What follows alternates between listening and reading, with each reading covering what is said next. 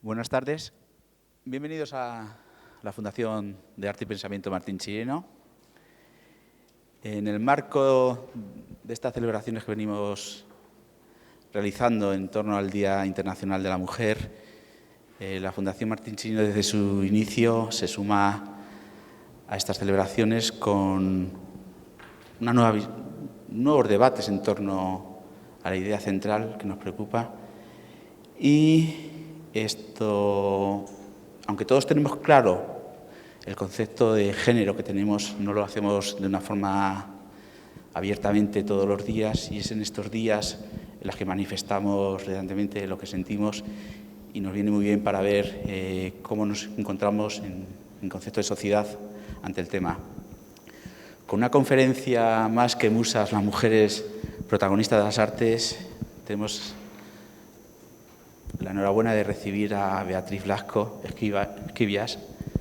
Es un placer de verdad tenerla con una conferencia en la que nos va a ir relatando un poco ese papel de esas mujeres protagonistas o que tenían que haber sido protagonistas a lo largo de la historia del arte y que, bueno, pues por lo que ya saben ustedes, no lo fueron, ¿no? En torno a la ponente les diré que es catedrática en Historia de Arte de la Universidad Complutense de Madrid, donde se doctoró con el premio extraordinario, experta en arte y arquitectura en la Edad Moderna, completó su formación en la Academia de Bellas Artes de España en Roma y hasta hoy ha realizado numerosas estancias como profesora invitada en universidades italianas, como investigadora y como profesora invitada. Ha publicado en torno a un centenar de estudios. Ha codirigido varios programas UNESCO sobre patrimonio y ha recibido 4 premios de investigación. Entre sus libros destacan Agua va, la higiene urbana en Madrid, La casa, evolución del espacio doméstico en España, Arquitectos y tracistas, el triunfo del barroco en las Cortes de los Austrias, Introducción al barroco, el gran teatro del mundo. Y bueno, ha colaborado proyectos de museográficos, comisariado de varias exposiciones, los centenarios que se me estaba comentando, las mujeres en las artes de la corte española de la Edad Moderna, y bueno, es investigadora principal del grupo de investigación de la Universidad Complutense de Madrid. Y bueno, pues tenemos el placer de, como os he dicho antes, de tenerla aquí y le dejo con ella. Muchas gracias.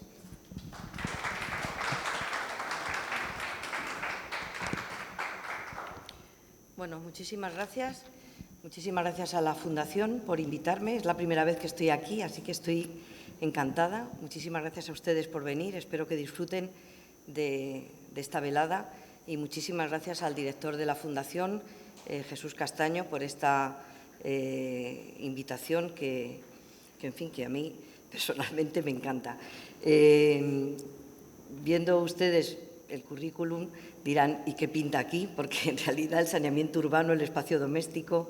Bueno, hace algunos años que empecé a investigar con un grupo de investigación sobre las mujeres protagonistas de las artes y, bueno, fruto de eso salió un libro y otras muchas. Y, sobre todo, nació mi interés por un tema que siempre ha estado ahí, pero que siempre ha estado oculto. Bueno, lo que tienen ustedes en pantalla es una obra muy conocida, es la odalisca, la gran odalisca de Ingres, que ya desde el primer momento no solamente se reconoció como una obra maestra, sino que se reconoció también como un icono de la sensualidad femenina, ¿no? Fue esta obra la que utilizó el Museo Nacional del Prado en una exposición monográfica que dedicó a Ingres para decorar la gran fachada principal de la entrada de Goya. Esta misma obra, ¿no se me oye? ¿Así? Gracias. Esta misma obra, unos años antes, había sido utilizada por un grupo de activistas feministas autodenominadas las Guerrilla Girls en una manifestación frente al Museo Metropolitano, al Metropolitan de Nueva York, donde se preguntaban lo que tienen ustedes en pantalla, ¿no? ¿Tienen las mujeres que estar desnudas para entrar en el Metropolitan? Menos del 5% de los artistas en las secciones de arte moderno, que es el equivalente a nuestro arte contemporáneo, son mujeres. pero un 85% de los desnudos son femeninos. Bueno, esta es una realidad, yo creo que verdaderamente dramática, que nosotros podemos verificar en el momento en que paseamos por las salas de cualquier museo, ¿no? Vemos muchas representaciones de mujeres, unas veces como alegoría de las artes o de alguna ciencia, otras veces como icono de carácter religioso, como protagonista de escenas de carácter mitológico o incluso como protagonista de pinturas como este escandaloso para la época Almuerzo sobre la hierba de Edouard Manet, en el que representaba un desnudo femenino mirando directamente al espectador y bastante descontextualizado respecto al resto de los personajes, ¿no? Si paseamos por esos mismos museos, vemos que la mujer efectivamente tenía un papel activo en la sociedad. Es verdad que no en igualdad de condiciones de los hombres, e iremos viendo por qué, pero había trabajos que habitualmente se consideraban vinculados a la mujer. Uno de ellos era el trabajo textil, la parte, digamos, más dura, como puede ser el despellejado de los animales o el esquilado, corría a cargo de los hombres, pero el hilado, algunas tareas como estas que vemos en este, en mi opinión, bellísimo cuadro, las realizaban las mujeres en grupos y en lugares a propósito, es decir, que no en el espacio doméstico, sino en lugares que podemos denominar públicos, ¿no? También en el espacio doméstico realizaban este tipo de tareas, no solamente para consumo propio, sino también en ocasiones a destajo para procurar un incremento económico a la familia, ¿no? Otras tareas que tradicionalmente se han considerado femeninas, también dentro del espacio doméstico, pero no solo, son las relativas al cuidado de la ropa, al cuidado de la ropa blanca, ¿no? En esta obra de Chardin que tienen ustedes en pantalla, vemos cómo en el interior de un espacio doméstico hay una mujer lavando ropa blanca, no necesariamente, como digo, para consumo propio, sino para obtener un rendimiento económico para la familia. O esas lavanderas que representa Goya, que aprovechando lugares acotados en las orillas de los ríos, configuraron la imagen externa de muchas ciudades españolas hasta muy entrado el siglo XX. Cuando no era a orillas de un río, podía ser en esos lavaderos, que también eran espacios específicamente femeninos, donde se reunían las mujeres a realizar estas tareas que a veces, de una manera pseudorromántica, pensamos que eran muy alegres, cuando en realidad se trataba de trabajos durísimos, ¿no? Bueno, si siguiéramos paseando por estos museos, hasta hace muy poco tiempo veríamos que no vemos ninguna mujer artista o ninguna mujer realizando actividades relacionadas con la práctica artística. Y realmente tenemos que preguntarnos por qué. Es fácil comprobar también que muchos de los libros de arte, yo desde luego he estudiado, y bueno, es verdad que tengo unos años, pero no tantos, o quizás sí, y nunca he conocido el nombre de ninguna mujer artista a lo largo de mi carrera. Y tengo que decir, para casi vergüenza mía, que durante muchos años he explicado historia del arte sin incluir tampoco estos nombres de mujeres dentro de, en fin, del temario, ¿no? Para luchar contra esto, que no era tanto un silenciamiento de la historia, sino de la historia del arte, es por lo que una artista performativa, María Gimeno, realizó esta acción performativa que consistía en coger uno de los libros más famosos de la historia del arte, del gran historiador Ernest Gombrich, La historia del arte, un manual clásico que, en fin, muchos de nosotros hemos utilizado, en el que no aparece el nombre de absolutamente ninguna mujer. Armada con un cuchillo de cocina de grandes dimensiones y vestida como George Sand, María Gimeno se dedicó a intercalar en el Tratado de Gombrich esas páginas relativas a mujeres artistas que faltaban en este manual.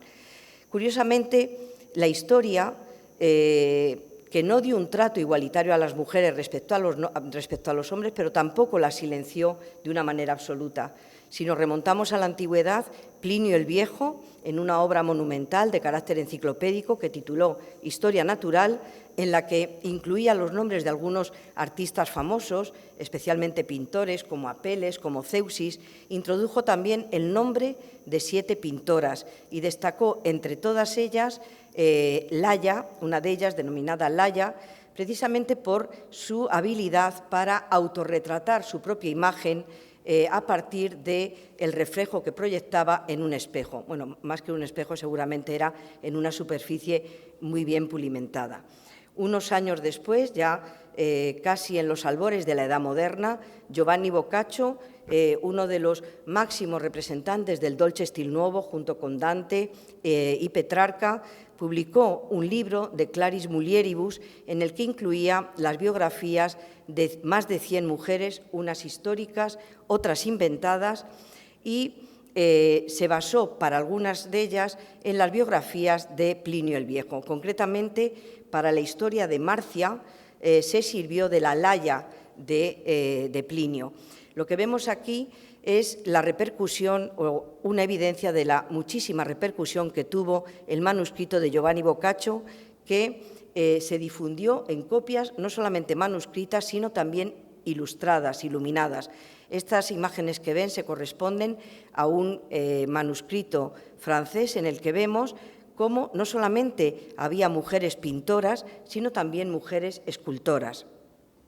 Sin duda, el caso más famoso de la Edad Media es el de Christine de Pisan, una mujer que tuvo la fortuna, su padre era astrólogo y físico en la corte del rey Carlos V de Francia, y procuró a su hija una formación destacada, la formación propia de una dama, que incluía conocimientos de música, de poesía, de literatura. En general, ella de inmediato se sintió atraída por la literatura, quedó viuda muy joven, se había casado a los 15 años y, en lugar de volver a casarse, que era el destino natural de muchas mujeres, decidió, aprovechando el entorno de la corte, el entorno favorable de la corte, decidió ganarse la vida, el sustento para ella y para sus hijos a través de la escritura. Compuso canciones, poemas y otros textos, de los cuales sin duda el más famoso es este, al que se corresponde la imagen que ven en pantalla,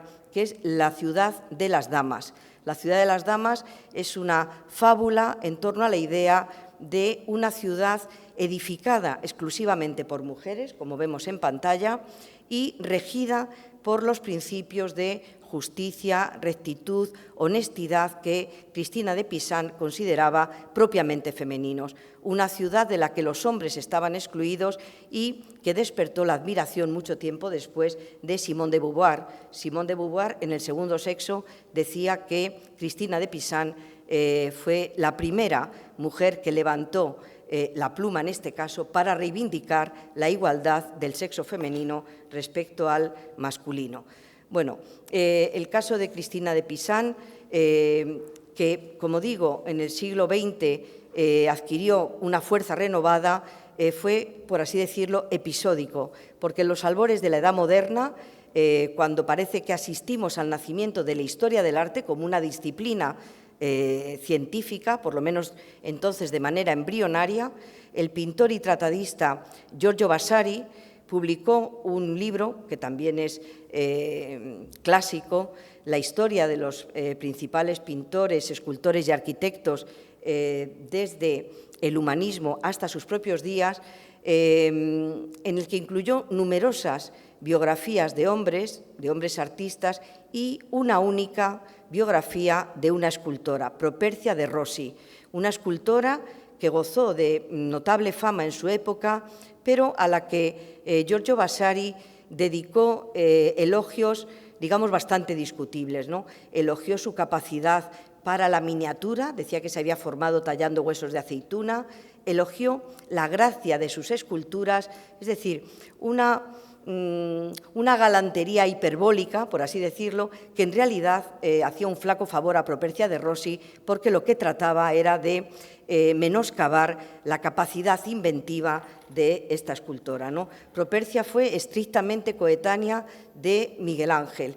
Cuando Vasari habla de la capacidad de Miguel Ángel para la escultura, nos relata un proceso catártico, ¿no? Gracias al cual el artista consigue, y a su capacidad inventiva, consigue extraer, como decía Miguel Ángel, del bloque de mármol la idea que yace en su interior. Cuando se refería al proceso creativo de Propercia de Rossi, lo reducía a una mera cuestión imitativa, ¿no?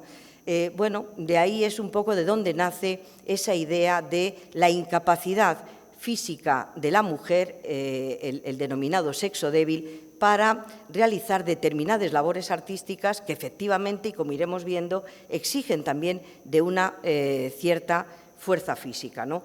Bueno, Propercia de Rossi, ahí lo tienen, hizo esculturas de gran tamaño, algunas en las iglesias principales de Florencia, y abordando temas históricos como este de la historia sagrada relativo a José y la mujer de Putifar. Lo cierto es que muchas mujeres, saben ustedes que en la Edad Media, en la Edad Moderna y hasta bien entrada nuestra propia época, las mujeres han carecido de entidad jurídica, adquirían la entidad jurídica que les proporcionaba el padre, el hermano, el marido o cualquier otro varón del entorno familiar. Esa carencia de entidad jurídica las incapacitaba para realizar acciones de carácter contractual, es decir, para poder contratar una obra, para poder firmar un contrato. Esto hace que muchas veces sus nombres no aparezcan en estos documentos y nos resulte difícil, cuando no imposible, rastrear su trayectoria.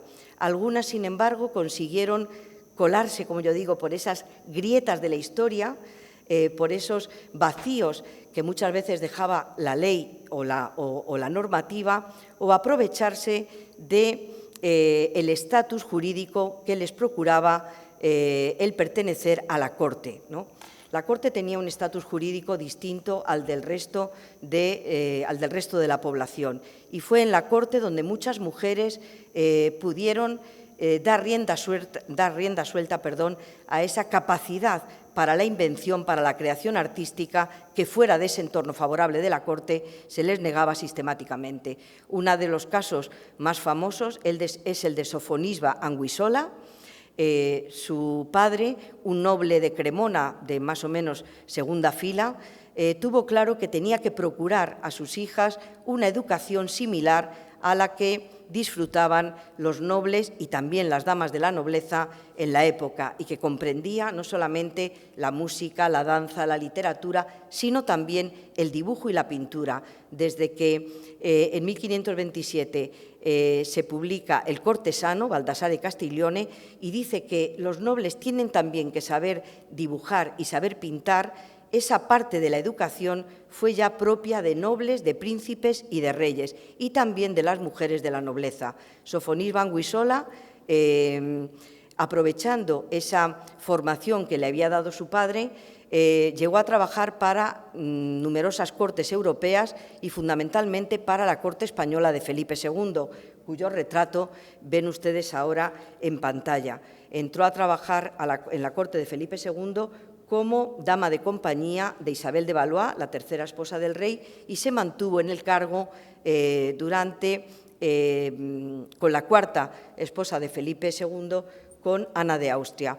Estos dos retratos son también obra de Sofonisba Anguissola y, al igual que el anterior, durante muchísimo tiempo fueron atribuidos a el pintor de cámara de Felipe II, Alonso Sánchez Coello. Hay que decir que muchas veces el mercado del arte en el siglo XIX tapaba las firmas de las mujeres cuando eran visibles, porque se vendían más y mejor las obras firmadas por pintores. Sofonisba gozó de una extraordinaria fama en su época. Fue incluida en la segunda edición de Las vidas de Vasari y su obra fue cantada por muchos pintores y tratadistas de la época, a pesar de lo cual no aparece hasta hace muy poco tiempo en los libros de historia del arte. Buena prueba de la fama que gozó Sofonisba es que cuando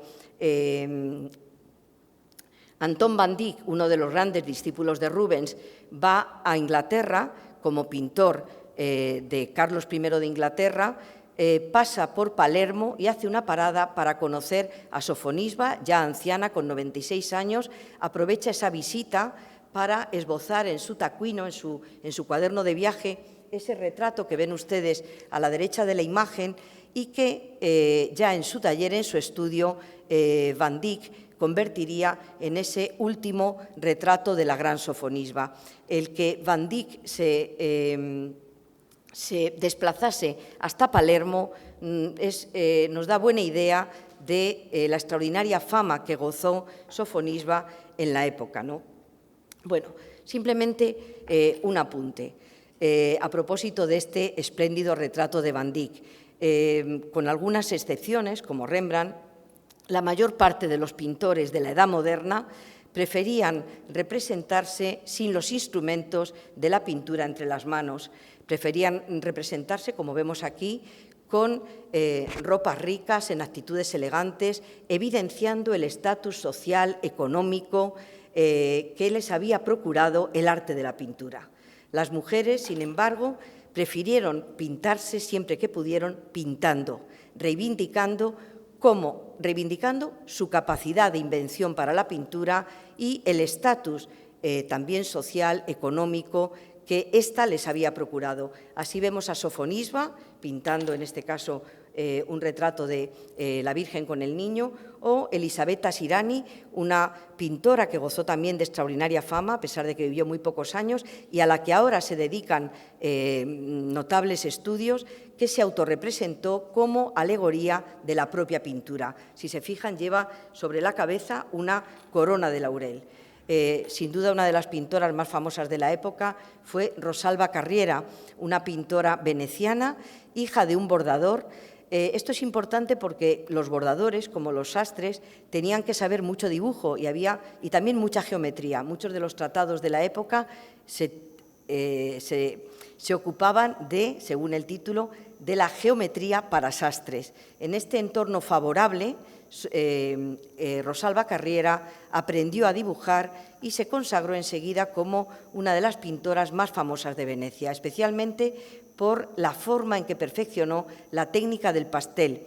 Se hizo tan famosa que todos los jóvenes ingleses que antes de hacerse cargo de la hacienda familiar emprendían un viaje formativo por Italia y por Francia, especialmente por Italia, lo que se denominaba el Grand Tour. Antes de volver a su lugar de origen, quizá para nunca más volver a salir, querían llevarse un recuerdo, y ese recuerdo solía ser un retrato pintado al pastel por Rosalba Carriera. Aquí la vemos a ella, vemos uno de sus retratos, y vemos a ella que se autorretrata con el pincel en la mano y con una de sus obras, probablemente más querida, que era el retrato de su hermana. También las pintoras flamencas, las pintoras holandesas, las pintoras del norte quisieron representarse con esos instrumentos de la pintura entre las manos. En este caso, María van Oosterbeek se hizo pintar no solamente con el pincel y la paleta, también con un libro, dando a entender que las mujeres no solamente tenían capacidad para la pintura imitativa, para esa pintura menor de bodegones y de retratos, como decían muchos académicos, sino que también tenían la capacidad inventiva que les procuraba el conocimiento teórico, el conocimiento intelectual de la pintura. Por eso se hace retratar con un libro entre las manos, ¿no? Bueno, este para mí es uno de los retratos, de los autorretratos preferidos, ¿no? Una pintora holandesa nacida en Haarlem, Judith Leyster, que nos mira de una manera franca, abierta. Ya ven que se ha puesto sus mejores galas para pintar, lleva un traje de seda tornasolada con un corpiño de terciopelo y una magnífica gola absolutamente inapropiada para pintar. Está sentada a punto de dar la última pincelada en un cuadro y con este atuendo tan inadecuado pero realmente tan representativo nos muestra también esa fama y ese estatus que alcanzó gracias a la pintura. En la otra imagen vemos precisamente a María Gimeno en el momento de insertar en el libro de Gombrich las páginas dedicadas a Judith Leister.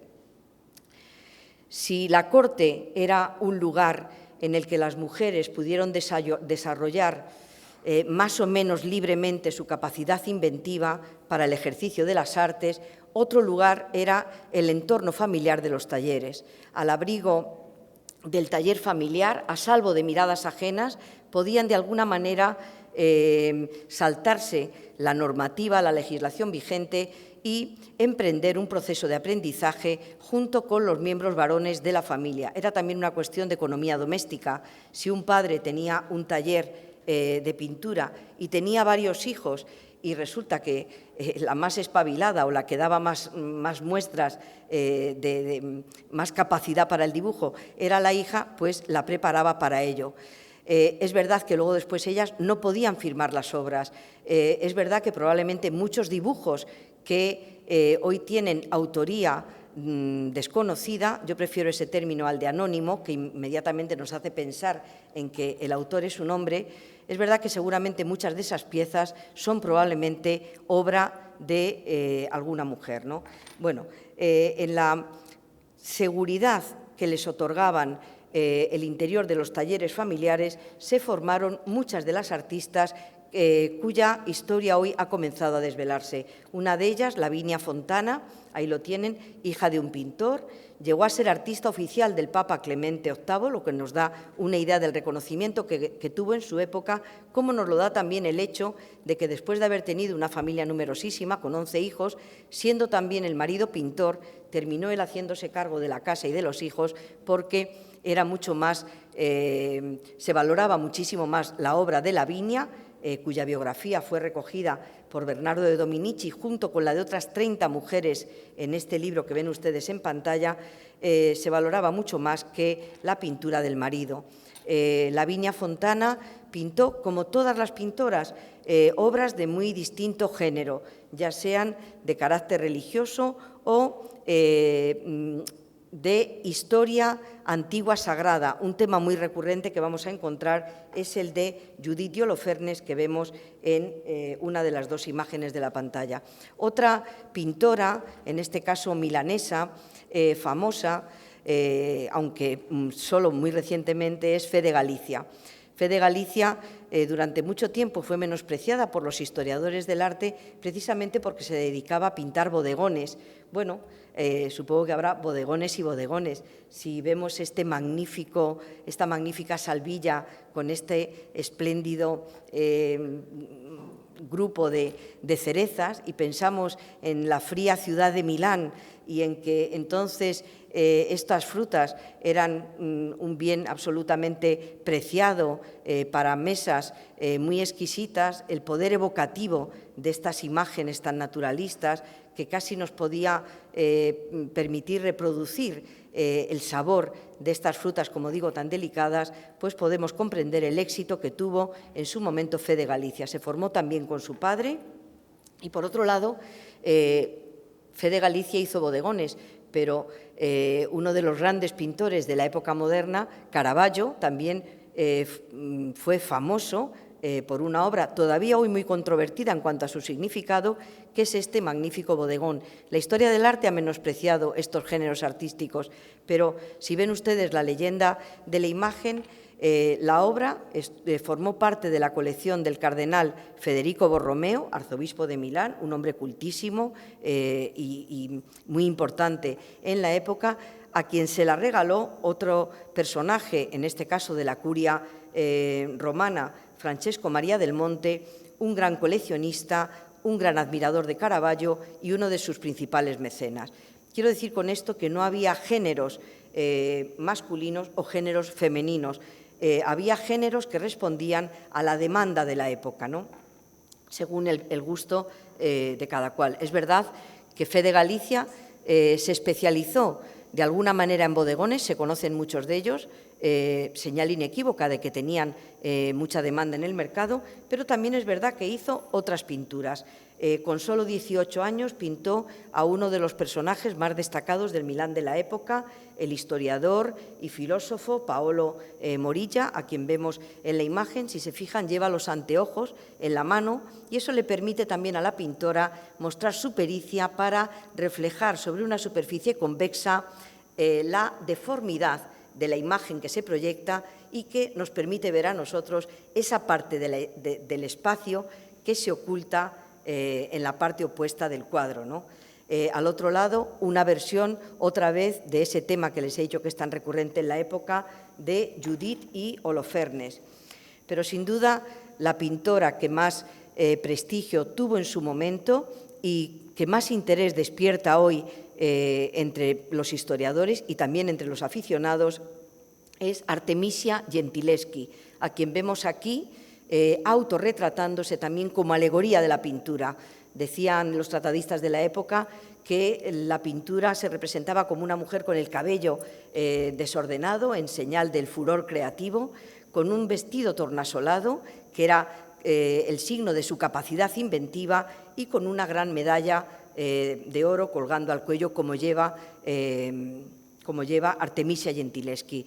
Era hija de un pintor, Horacio Gentileschi, que gozó también de extraordinaria fama en su época y a quien se atribuyeron sistemáticamente las obras de Artemisia hasta hace muy poco tiempo.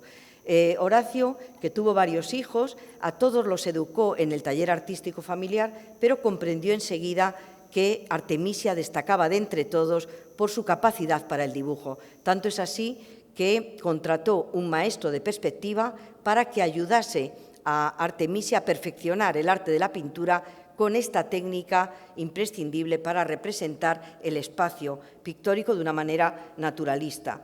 El pintor de perspectivas, cuyo nombre desde luego no voy a decir, aprovechando la proximidad con Artemisia, abusó de ella, la violó, ella lo denunció y eso dio lugar a un largo y dolorosísimo pleito, una causa probatoria en el que ella tuvo que demostrar la certeza de lo que había denunciado, a veces superando pruebas de gran dureza física que trataban que se desdijera, cosa que ella no hizo en ningún momento.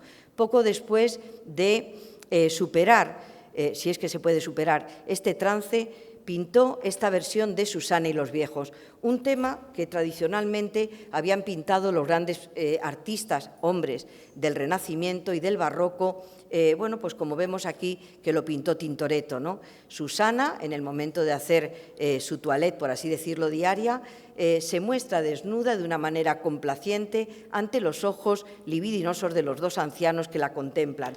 Algo muy distinto, radicalmente distinto a cómo lo interpretó Artemisia Gentileschi.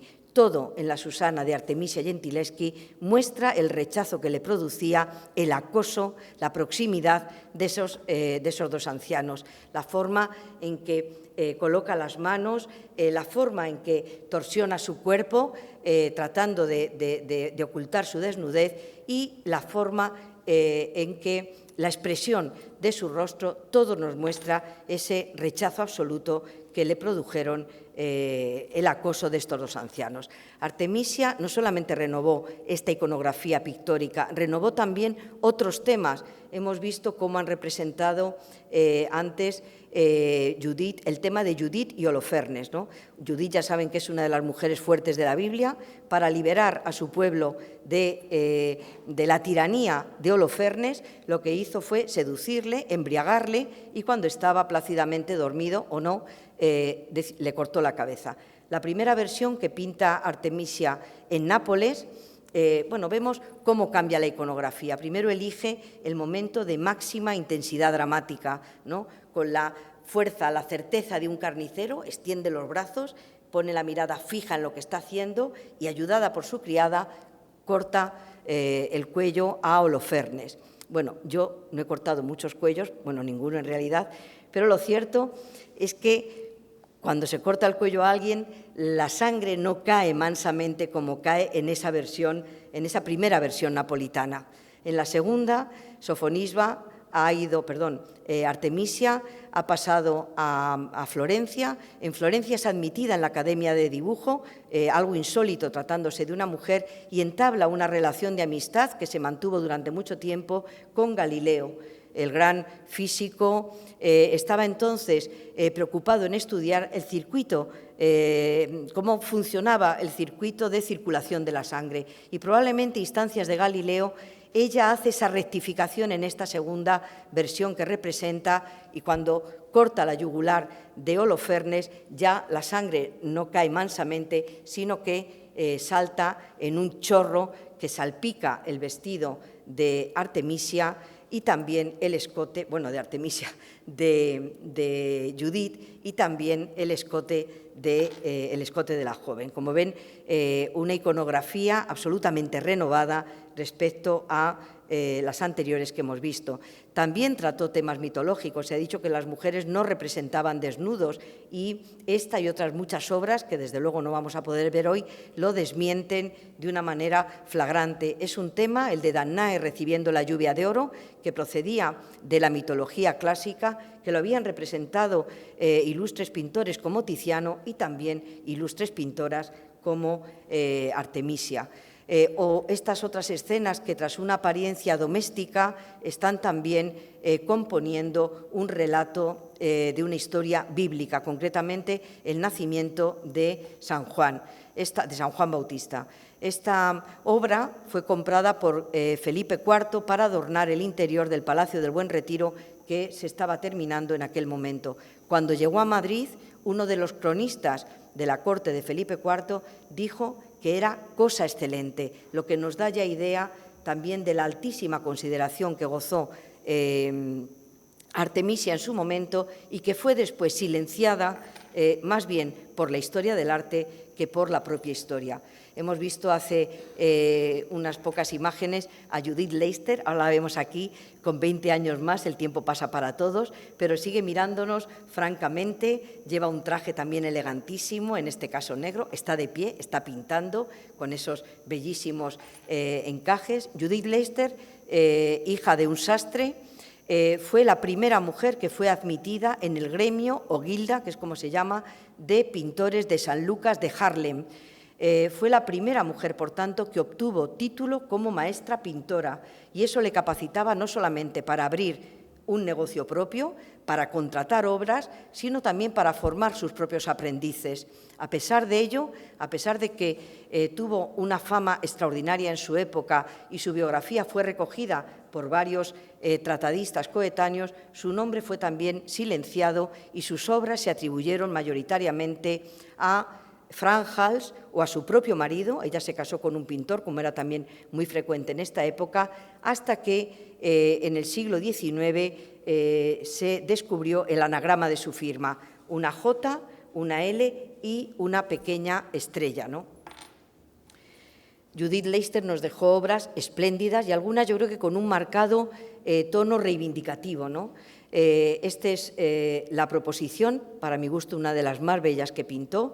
Si se fijan, es una joven cosiendo a la luz de un candil, es decir, que aprovechaba ya las horas de la noche, probablemente para hacer este trabajo a destajo que les he comentado al principio, y permanece o intenta permanecer indiferente ante el hombre que ven que la está cogiendo del brazo, al tiempo que le ofrece, seguramente que con intenciones deshonestas, unas monedas que sostiene entre las manos, ¿no? Bueno, quiero simplemente mostrarles un detalle.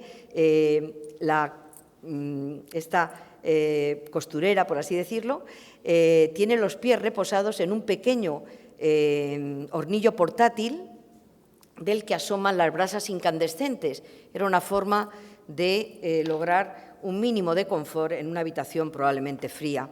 Como les he dicho, muchas de las obras de Judith Leyster se atribuyeron durante mucho tiempo a Frank Hals. Aquí vemos obra de Hals, el alegre bebedor, y una obra de Leyster. Es verdad que tienen un aire de familia, con esa pincelada suelta y con ese aire alegre, pero también es cierto que son netamente distintas y que Judith Leyster supo imprimir un carácter propio, identificativo, a su pintura. En el caso de América tenemos muy pocas evidencias, pero también había mujeres pintoras. Se conocen mucho menos que en el caso europeo, aunque seguramente irán apareciendo muchas más. Quizá la que más se conoce es esta, Isabel de Santiago, hija de un pintor mestizo, Miguel de Santiago. Ella no pudo entrar en el gremio de pintores de Cuzco, en el Virreinato de Perú, porque lo tenían prohibido las mujeres, a pesar de lo cual su obra fue muy cotizada y gozó de mucho prestigio entre sus colegas. Otra forma, otras grietas por las que las mujeres encontraban una posibilidad de desarrollar más o menos libremente las artes plásticas, no solamente la pintura, como veremos, era o bien la viudedad o bien a través de o dentro de las tapias de un convento. La viudedad, ¿por qué? Pues porque cuando moría el titular del taller, ya fuese un taller de pintura, un taller de grabado o un taller de encuadernado, muchas veces era la mujer la que ya legítimamente asumía la titularidad de ese negocio. Y desde ese momento, y ya con una jurisdicción propia, podía desempeñar las tareas que hasta entonces solamente había podido desempeñar oficialmente el marido. Los conventos también ofrecían, paradójicamente, ese resquicio para la libertad creativa. Bueno, todos conocemos el caso de Sor Juana Inés de la Cruz. Hoy nos vamos a referir fundamentalmente a pintoras como Lucrina Fetti. Tienen dos imágenes suyas en la pantalla. Es una mujer que trabajó en Mantua para la corte de los Gonzaga, aunque profesó en el convento de Santa Úrsula, y dentro siguió pintando, unas veces para satisfacer la devoción del propio convento y otras veces para vender obras al exterior y de esa manera contribuir muy positivamente a reforzar la economía de la comunidad religiosa. Les traigo un caso muy poco conocido, este de Plautila Nelli. Es una pintora, monja pintora, que es incluida por Vasari en la segunda edición de sus vidas. Cuando Vasari se refiere a esta monja que profesó en las dominicas de Florencia, de la que llegó a ser priora en varias ocasiones, se refiere a ella también con esa galantería hiperbólica de la que hablaba al principio, ¿no?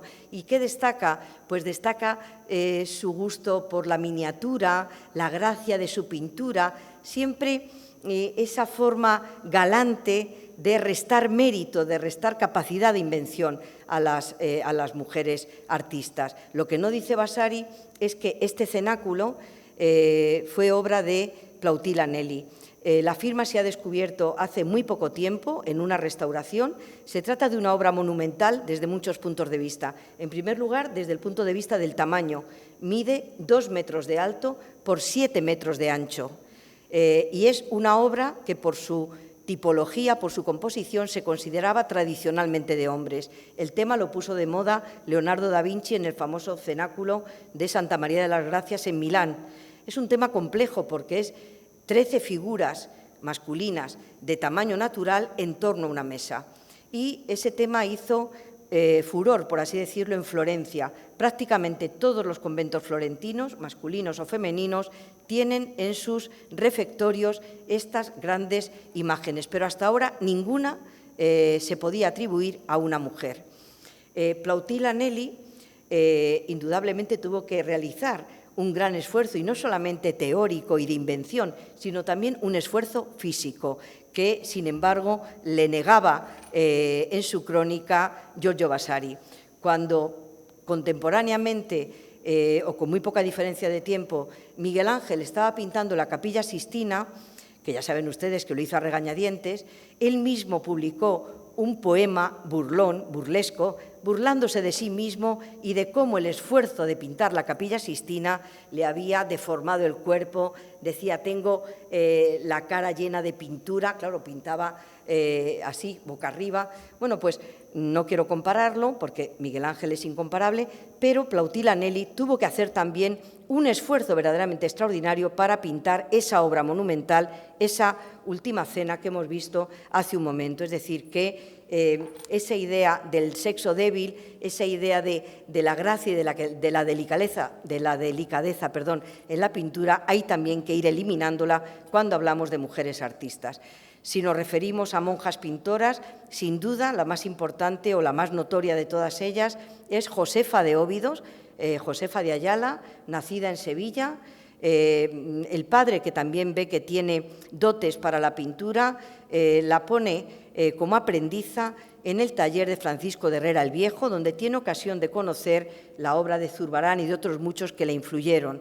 A los 14 años se marcha a Portugal, ingresa en el convento de Santa Ana de Coimbra y allí va a realizar toda la pintura que conocemos de ella. Fueron muy famosos estos corderos místicos. Ven abajo el referente de Zurbarán, arriba el de Josefa de Óbidos o Josefa de Ayala, cómo tiene una relación directa, ¿no?, con el modelo zurbaranesco. Solamente les quiero poner una imagen de Josefa, esta, porque me parece no solamente extraordinariamente bella por la riqueza de los colores, por la riqueza de la iluminación, que ven que desde el Niño Jesús se extiende circularmente a todas las figuras, sino también por el exotismo de los dos tocados que cubren tanto a la Virgen como a su prima Santa Isabel, la madre de San Juanito, que le lleva en brazos, y por un detalle que ha pasado desapercibido y que nos habla también de la extraordinaria capacidad de invención de estas mujeres pintoras. Si se fijan, delante del Niño Jesús, arrodillada, hay una egipciana, como se decía entonces, una gitana, que toma la mano del Niño Jesús para leerle la palma de la mano, para leerle el futuro. Un tema insólito del que no se conoce absolutamente ninguna otra versión y que hace poco ha salido al mercado del arte y se ha vendido por la nada desdeñable cantidad de 200.000 euros, lo que nos indica también el prestigio y el reconocimiento que van ganando estas mujeres artistas. Bueno, hemos visto que afrontaban cualquier tipo de tema. Hemos visto, a propósito de Artemisia, que estaban también al tanto de las novedades que el desarrollo científico de la época iba produciendo.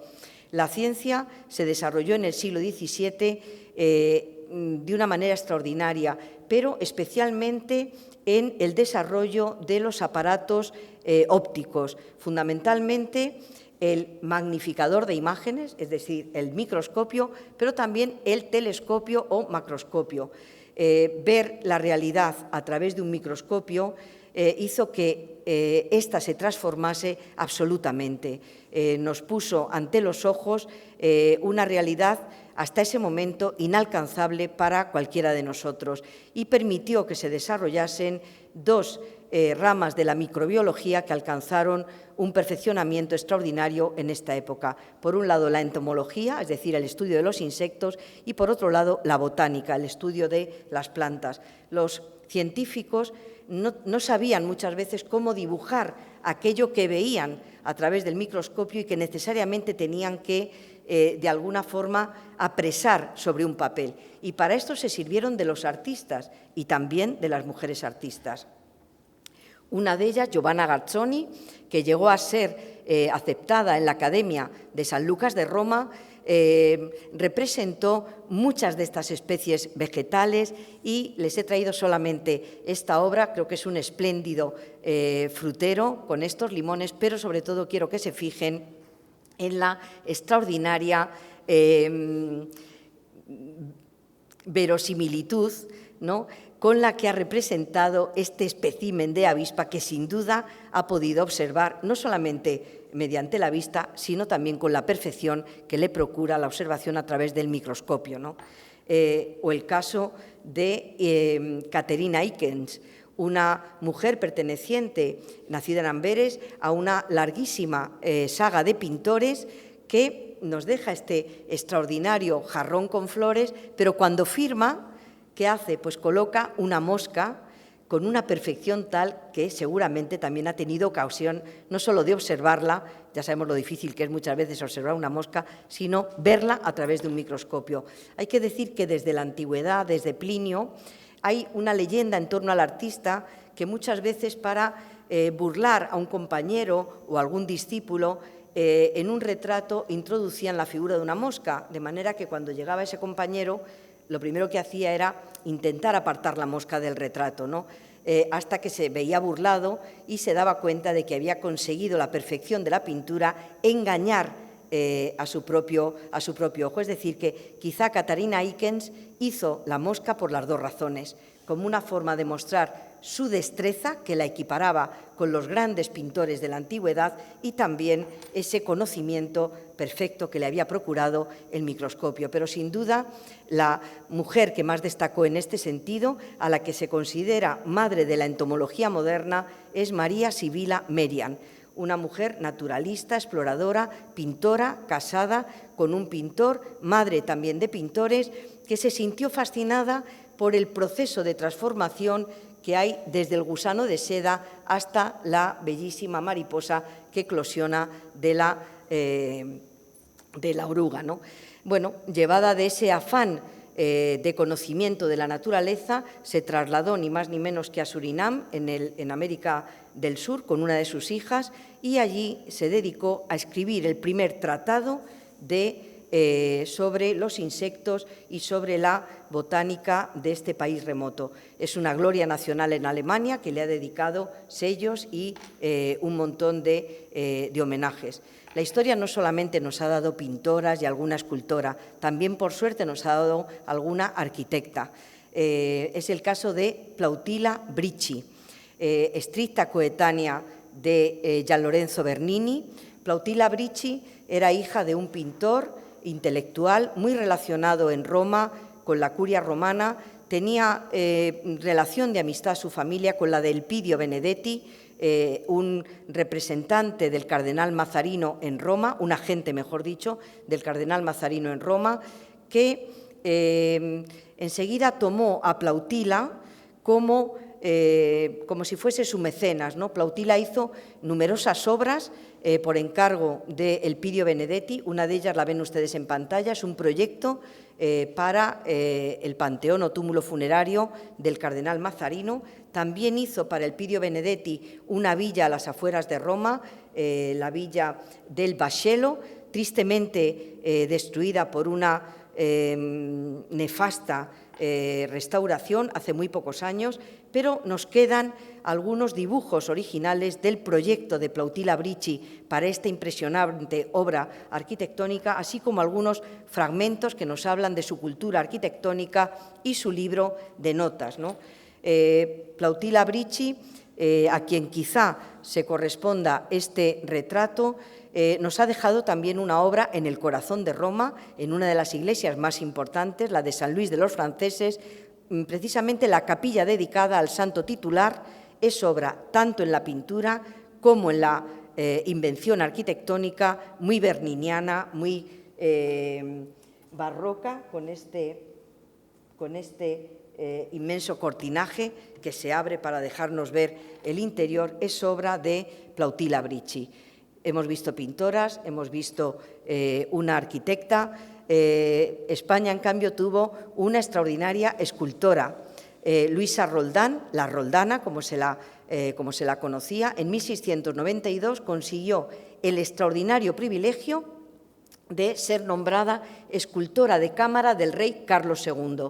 Y unos años después, en 1706, muy poco antes de morir, fue nombrada académica de mérito de la Academia de San Lucas de Roma, un honor, como he dicho antes también, que pocas veces se otorgaba a las mujeres. A ella debemos obras de imaginería como esta, de madera tallada y policromada, este fantástico San Miguel Arcángel, otras obras de devoción, de acuerdo con la demanda religiosa de la época, y se especializó sobre todo en estos pequeños grupos de barro cocido y policromado que recuerdan mucho esa estética amable de Murillo y que nos evidencia también que estaba Luisa Roldán al tanto de los gustos y de la demanda de la época. No solamente hizo figuras amables, sino también figuras impregnadas de dramatismo, como este Santo Entierro, que sin duda evoca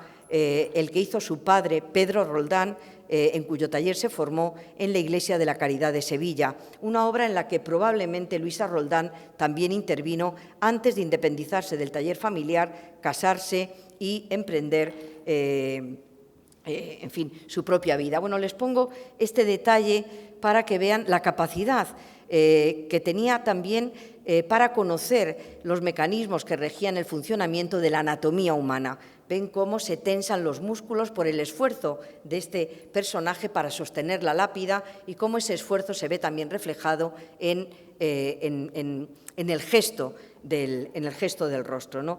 Bueno, con esto quiero decir que las mujeres llegaban a donde llegaban los hombres.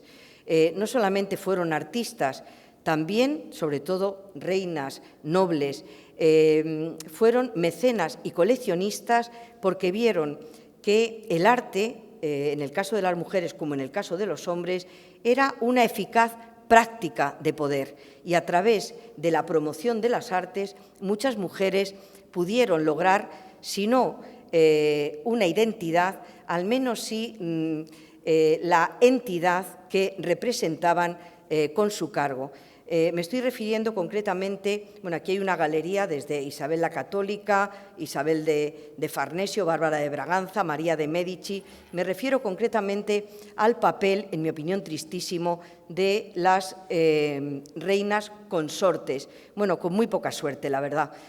Su destino era erradicarse de su lugar de origen, de su propia familia, para insertarse en otra de la que a veces no conocían ni siquiera el idioma, y tenían un destino principal que era tener hijos, legitimar mediante hijos varones la continuidad de la casa dinástica de la que entraban a formar parte. Les pongo el ejemplo que me parece especialmente dramático de Margarita de Austria.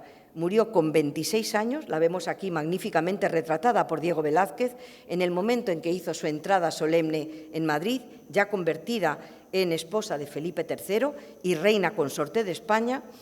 Murió con 26 años, murió de sobreparto después de haber parido 8 hijos. A pesar de esa corta vida, Margarita de Austria entendió muy bien los resortes del arte para manifestar su entidad y, de alguna manera, también su identidad. Y revolucionó también la iconografía de las reinas mediante algunos casos realmente muy significativos. En una de las imágenes, en la de su izquierda, ¿sí?, ven ustedes a Margarita embarazada. Bueno, es un retrato insólito hasta el momento para ninguna reina, pero es una manera eficacísima de mostrar que efectivamente la misión que tenía que cumplir la estaba cumpliendo.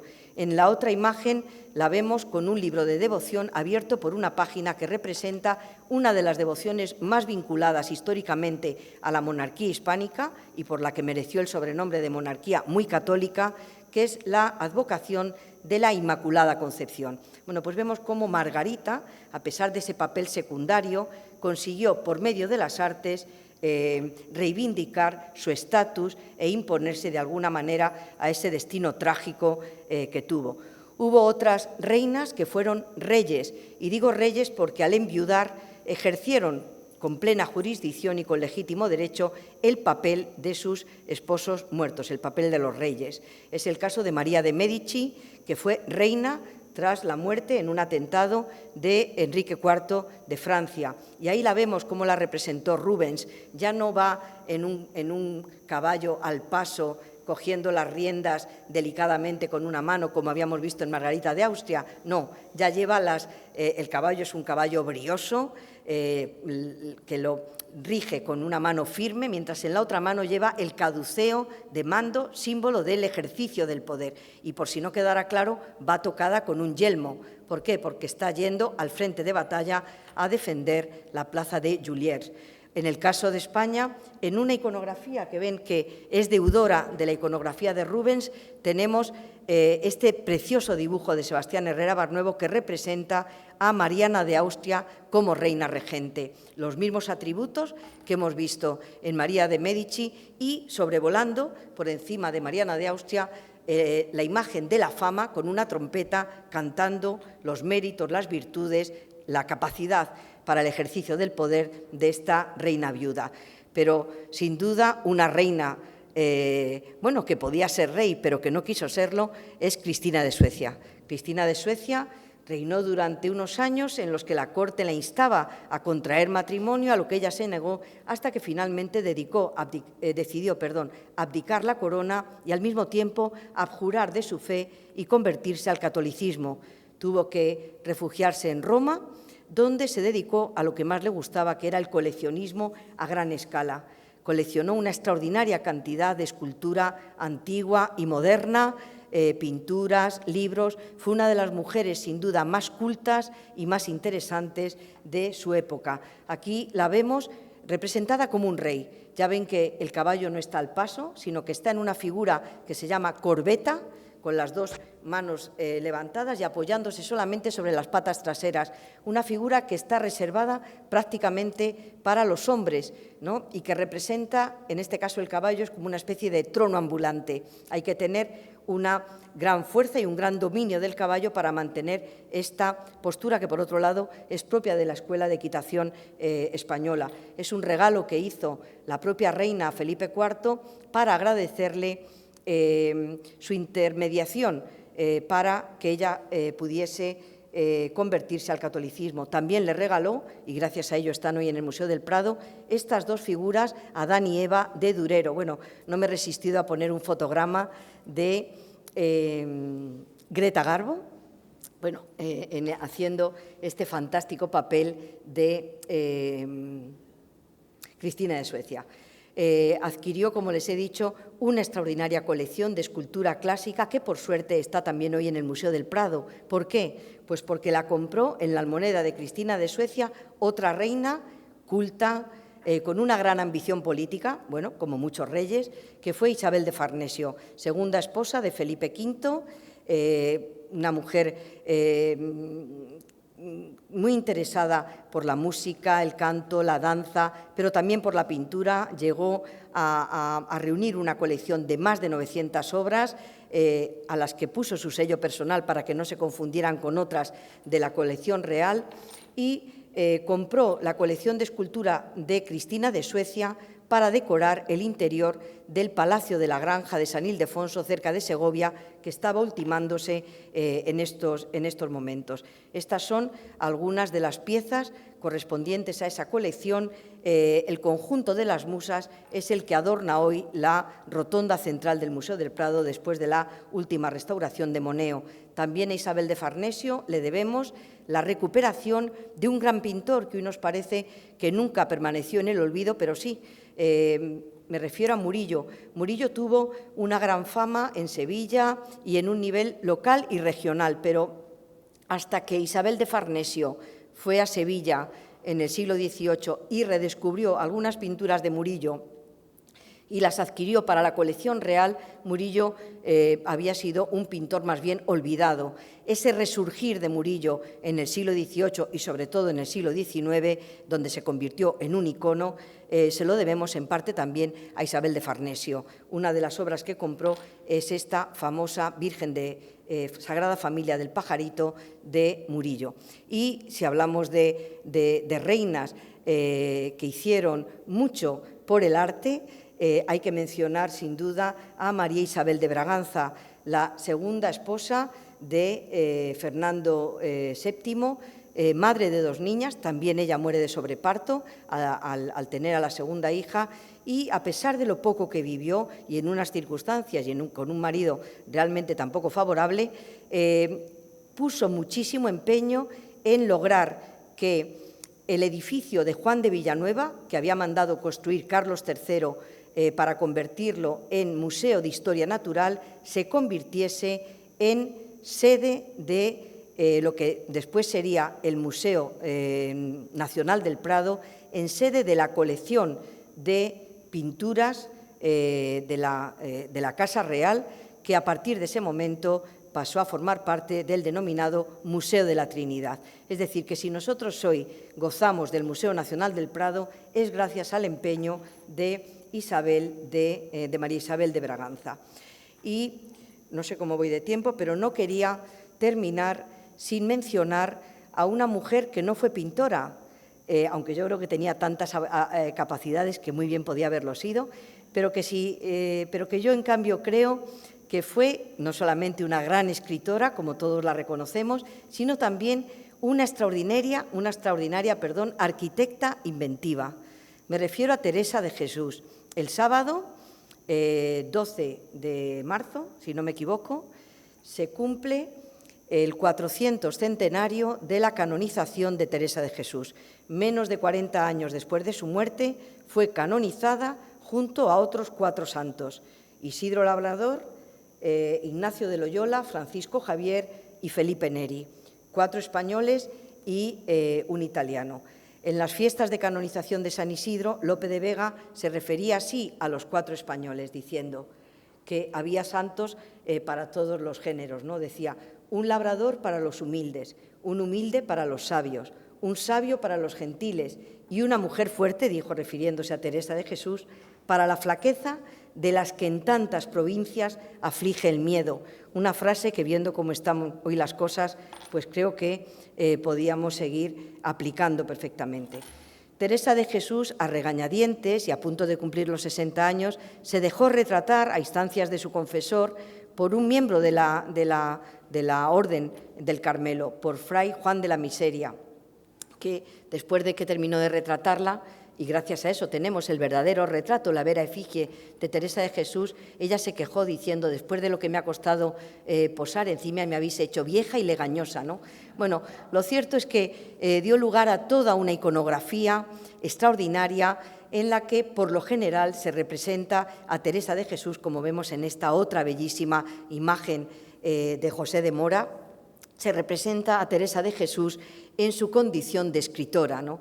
Teresa de Jesús, una mujer, como digo, empática y simpática, con una capacidad extraordinaria para, con sencillas palabras, explicar los sentimientos más profundos, llevó a cabo una reforma, la Reforma del Carmelo, que fue ejemplo para otras muchas reformas basadas en la descalcez, en devolver a determinadas órdenes religiosas la sencillez de la regla primitiva, ¿no? Y en este sentido, tanto en las vidas, en la vida, que es el relato de su propia biografía, como en las constituciones y también en las fundaciones, Teresa dio pautas estrictas y muy concretas, así como muy sencillas, sobre cómo quería que fuesen sus interiores conventuales. Ella estuvo casi 30 años en el convento de Carmelitas de Santa Isabel en Ávila y salió verdaderamente escandalizada de cómo se había relajado allí la norma, ¿no? Cómo había monjas que hacían de criadas para otras monjas con un estatus superior. La gente entraba y salía del convento, en fin. Ella quiso hacer esta reforma del Carmelo descalzo y, como digo, dio pautas muy concretas, ¿no?, sobre cómo tenía que ser los conventos, ¿no? Dice: procuré se labrase en ella de manera que se pueda vivir, todo tosco y sin labrar, no más de como no fuese dañoso a la salud, y así se ha de hacer siempre. La casa, dice, jamás se labre, es decir, que las casas no fueran de piedra, que esto, la piedra tallada de sillería bien cortada, se reservase solo para la iglesia. Dice que no haya cosa curiosa, sino tosca la madera, y sea la casa pequeña y las piezas bajas, esto probablemente para que se calentasen mejor y para evitar la tentación de mirar fuera al mundo exterior que siempre hay en las piezas altas, ¿no? Dice: cosa que cumpla la necesidad y que no sea superflua, que no haya nada que no sea imprescindible, fuerte lo más que pudiere para que dure mucho, y la cerca alta para evitar miradas ajenas, y campo para hacer ermitas donde se puedan apartar las monjas a prepararse para orar. Bueno, en realidad, de una manera natural, sin proponérselo, Teresa enumeró las 3 normas que ya desde Vitruvio, un tratadista romano del siglo I, rigen la composición arquitectónica hasta nuestros días. Estas 3 normas o categorías arquitectónicas son la firmitas, fuerte lo más que pudiere, la utilitas, que no sobre ni falte nada, que no haya nada superfluo, y la venustas, una belleza que Teresa de Jesús entiende como concinitas, como armonía, como esa capacidad de los espacios para lograr una serenidad espiritual propicia para la oración, que era la finalidad última de la congregación de monjas. Con estas directrices, Francisco de Mora, un arquitecto de Felipe III, arquitecto real, arquitecto municipal, que profesó tanta devoción por Teresa de Jesús, que fue uno de los que testimonió a favor suyo en la causa de beatificación de Teresa en 1614, Francisco de Mora, recogiendo todas estas ideas de Teresa de Jesús, reedificó a la muerte de ella la primera fundación de Santa Teresa, el convento de Madres de San José en Ávila, que fue ese remanso al que siempre quiso volver Teresa después de todas esas correrías que llevaba a cabo.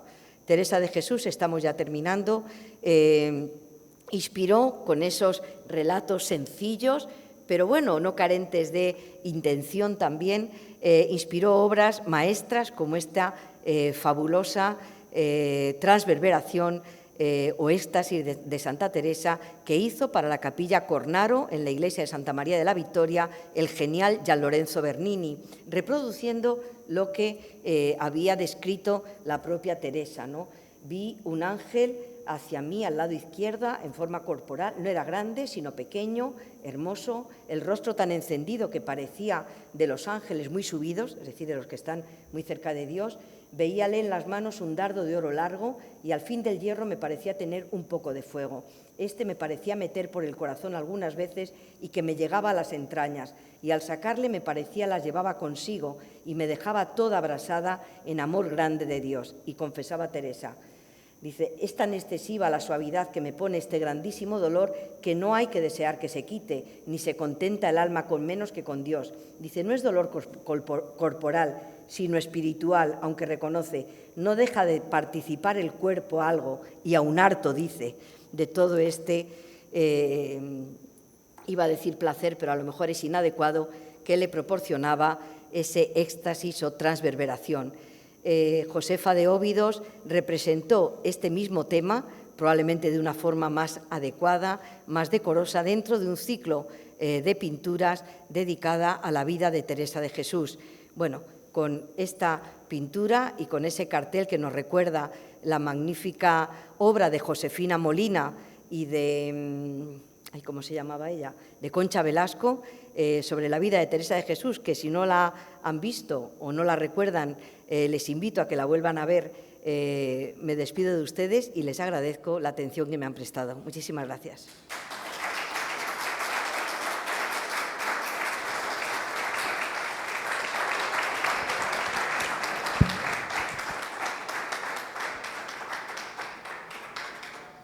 Gracias, Beatriz.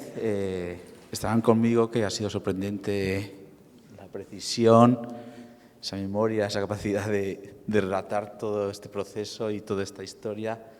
No sé si admites alguna pregunta o tienen ustedes alguna pregunta para ella. Primero que nada, muchísimas gracias, porque además nos has dejado con el gusto en la boca. Pero que estamos acostumbrados en los últimos años, las mujeres que nos dedicamos a admirar a mujeres, como muchas especialistas en distintas materias se han dedicado a rescatar a mujeres del olvido. Pero hoy me has descubierto a montones, porque en este apartado es en el menos que me he centrado. Pero una de las personas, de los personajes que he admirado siempre es la Roldana, sí. Y ahí estaba, tal. Nada, darte las gracias y decir que bueno que mujeres estemos rescatando a mujeres. Y las que quedan.